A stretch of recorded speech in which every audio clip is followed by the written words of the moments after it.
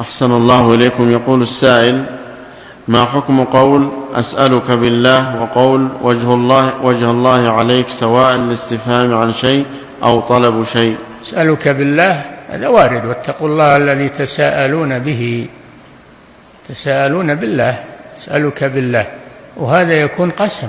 إذا قلت أسألك بالله فقد حلفت عليه، يجب عليه أن يبر بيمينك.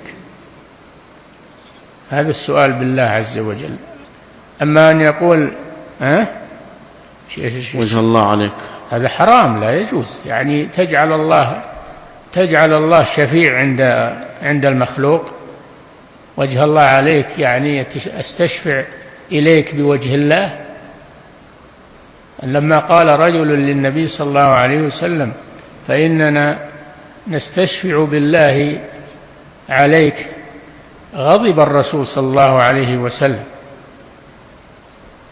فقال عليه الصلاة والسلام: أتدري ما الله؟ ويحك تدري ما الله؟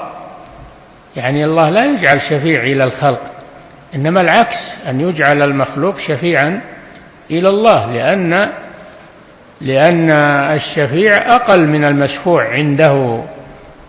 فأنت إذا قلت أستشفع بالله إليك أو بوجه الله إليك فقد جعلت الله واسطة بينك وبين المخلوق.